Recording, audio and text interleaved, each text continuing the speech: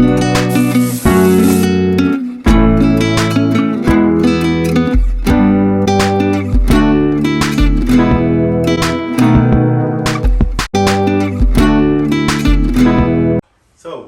welcome to Smokey Joe's Passover Kitchen. Got a special guest star for you today.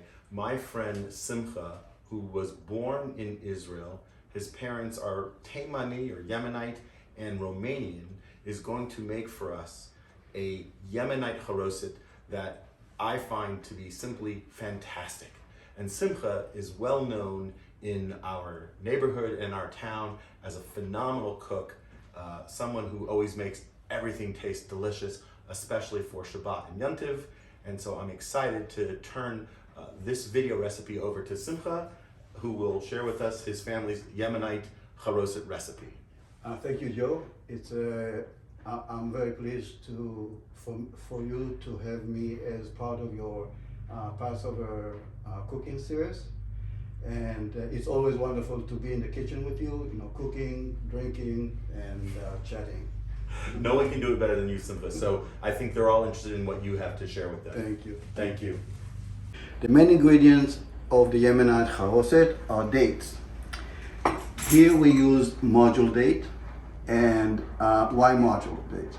They are plump, they are sweet, and they are luscious, and they lend themselves very well to cooking. When you chop them, you put it into the pan or into the dish, they're gonna melt. If you cannot have module date or you can't find them, you can also use the other type of the dates, which are harder a little bit. Those ones we use as a snack to eat. If you don't have access to dates at all, you can also use the date spread. It is basically, it looks like that, and it has it's like a paste, and you can use that. So the next question is, how much of that I'm going to substitute for the dates, right? So based on my experience, one date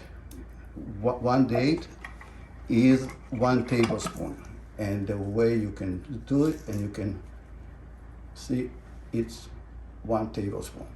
So here in the recipe we have 10 dates, which means 10 tablespoons of the dates paste. So with the module dates, you need to pit them.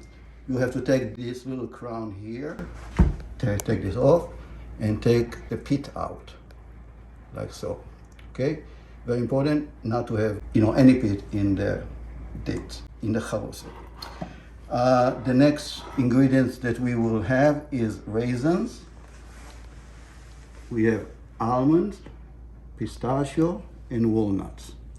All the quantities and measures are in the recipe that will be included with this segment. Then we have spices. We have the clove. We have ginger. We have allspice, and we have cinnamon. And here we have nutmeg. I want to say one thing about the nutmeg. If you can get your hand on a whole nutmeg, fresh nutmeg, it's the best. And you can grind them with a microplane. If you cannot have that, you can use the ground nutmeg. However, make sure that it's not too old, because I found out that ground nutmeg loses its flavor very quickly. And to make the charoset in the consistency of a mortar, we use wine. I use semi-sweet wine. I don't recommend to use the Manischewitz sweet one, because it's gonna make the charoset too sweet. We have already sweet ingredients here, like the dates and the raisins and the honey. So let's go and make the charoset. It's very important that you follow the same process that I'm following, because otherwise you won't get the same consistency as you're supposed to get, which is like a mortar, which is the whole idea behind the charoset. So first, we're gonna grind all our nuts. Here goes the almonds and the pistachios and the walnuts. We don't want to grind them very like a paste, but we want them to be fine grind. So here we go.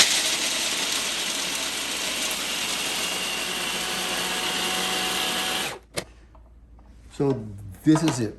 When you stop hearing the nuts clanking inside the food processor, it means that you are almost there. And then when it's quiet, it's the right consistency. So here we are. So we're gonna take these ground nuts and put it in a bowl. We're gonna use them later.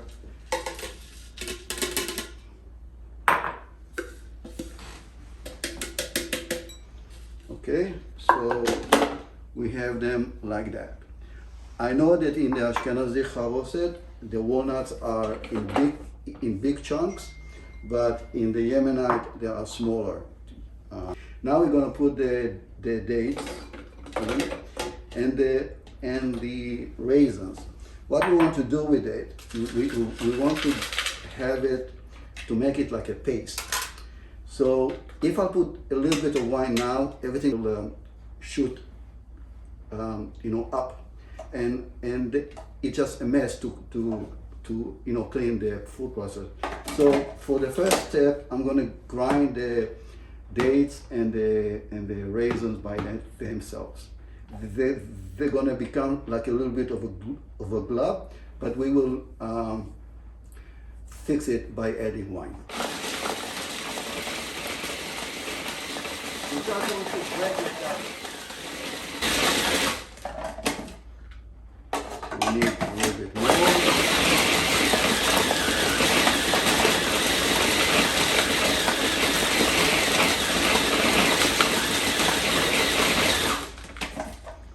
Okay, they are broken down a little bit, and now we will add a little bit of wine. For the wine, there's no measurement. There's no like half a cup or a cup. Later on, you will see that when we working on the charoset in the final stage, we will drizzle it through the chute to achieve the right consistency.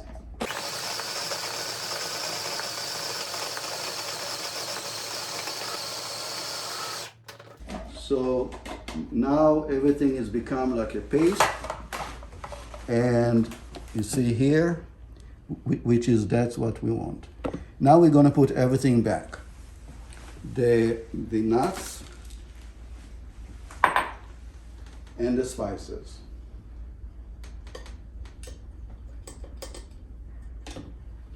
And some honey.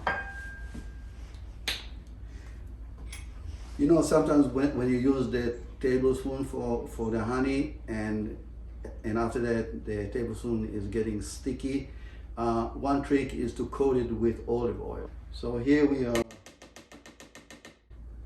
We want a tablespoon and a half, so something like that. And we want to scrape from the side, everything from the side. We want everything to be incorporated. All right. And here we go. So this is actually the final step of the charoset. As you can see, it's very easy. If you have it all ready, it's really no time at all.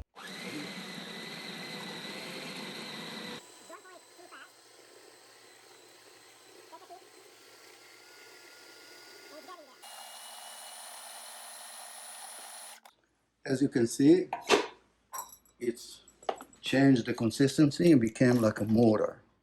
See that? Now, I like it a little bit wet because I like to spread it on a matzah. And if it's too thick, you're just gonna break the matzah to a million pieces, and it's just a mess.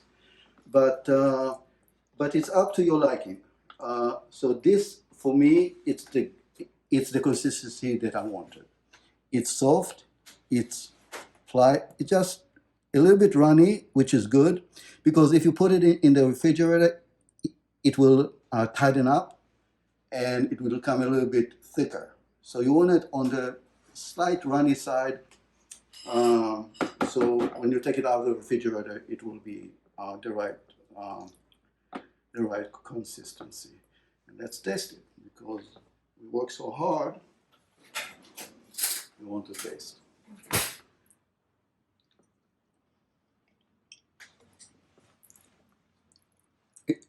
It's perfect because you can feel the nuts, you can feel the raisin, you can feel the dates, you can feel the spices, you can feel the wine. So you have like a, even though that it's Pesach, right now I have a Purim party, in my mouth. It's so good. So I hope that you'll make it, and I want to wish you a happy Pesach, Chag Sameach, and a wonderful Seder.